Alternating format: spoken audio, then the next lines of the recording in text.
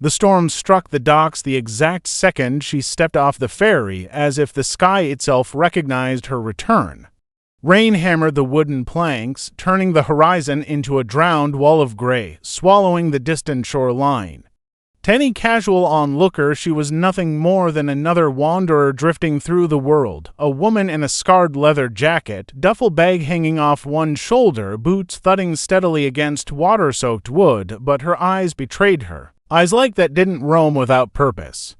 She moved toward the Naval Base Coronado checkpoint with the calm, steady stride of someone walking into a grocery store.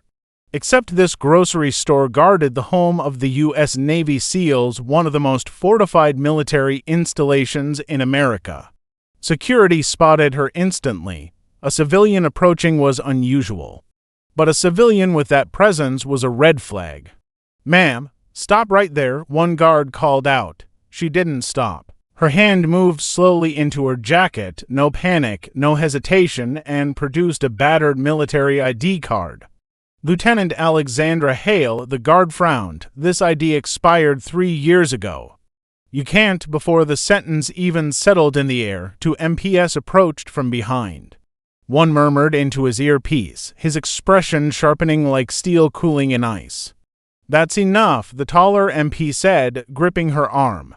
"Ma'am, you're under arrest for impersonating a naval officer. A SEAL, specifically. You have the right to remain silent." She didn't resist. If anything, she looked relieved. Fluorescent lights buzzed overhead like angry insects. The interrogation room smelled of bleach, damp concrete, and unspoken judgment. Across the steel table sat Commander Briggs, 30 years in the Navy, skepticism etched into every deep line of his face. "So you're telling me you were a SEAL?" he asked, leaning forward. "We checked every record. There's no female operator listed in any team roster during your claimed service years. None." Her hands were cuffed, but her voice remained level. "That's because those records are classified beyond your clearance," Briggs smirked. "Convenient." She didn't respond. Her gaze drifted to the one-way mirror. "Someone else was watching. You know what's interesting?" Briggs continued. "We get wannabes all the time. They read a few books, memorize some lingo, maybe ink a fake trident. But you haven't made a single terminology mistake. Impressive." "But not enough." Her silence unsettled him more than any answer would have. Hours later, as MPS prepared to transfer her to federal custody, the interrogation room door opened. The air shifted, authority condensed into the shape of a man. Admiral Robert Kane. His uniform was immaculate. His ribbons were a biography of war. His presence filled the room like a controlled storm. "Remove the cuffs," Kane ordered, not taking his eyes off her.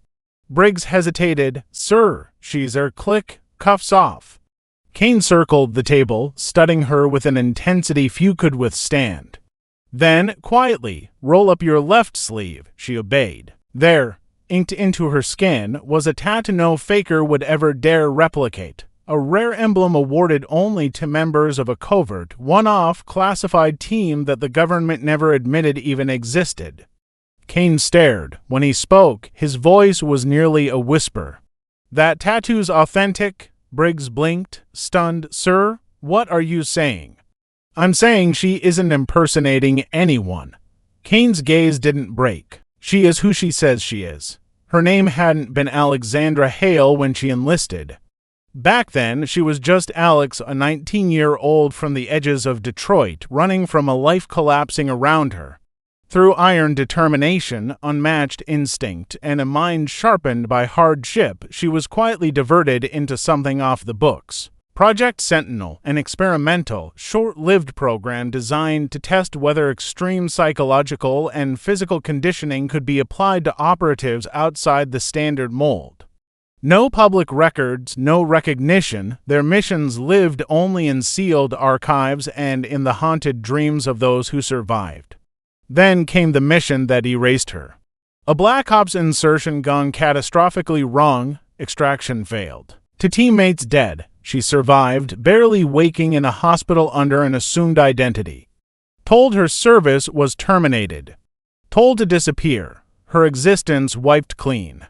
Kane dismissed Briggs and sat across from her as the weight of old ghosts filled the room. "I thought you'd never come back," he murmured. She met his eyes. "I wouldn't have, if I had a choice." "What happened?"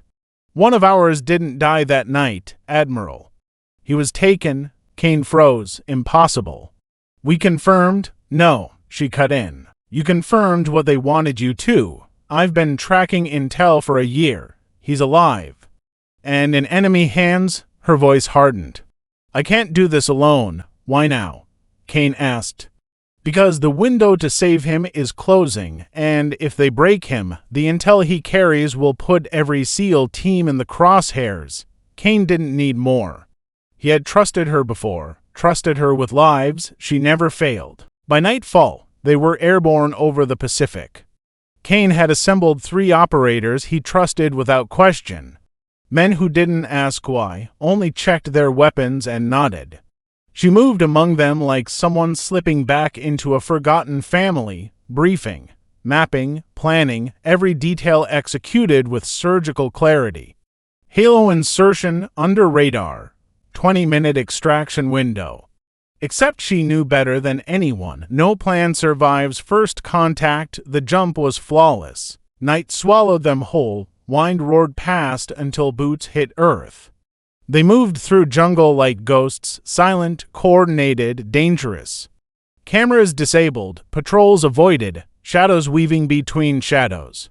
Their target, a remote compound where Chief Petty Officer Mason Graves was being held. A metallic click, a guard rounded a corner. Her body reacted before thought. Blade, hand, silence, a lethal dance completed in seconds. Inside the compound they found him, bruised, starved, but breathing.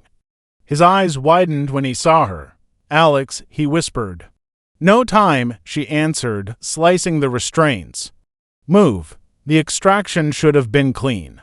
It wasn't. Alarms erupted, searchlights tore through darkness. Enemies flooded the compound. Bullets sliced the air. One grazed her shoulder. Pain burned, but she pushed through it, focusing only on getting her team, her brothers, out alive.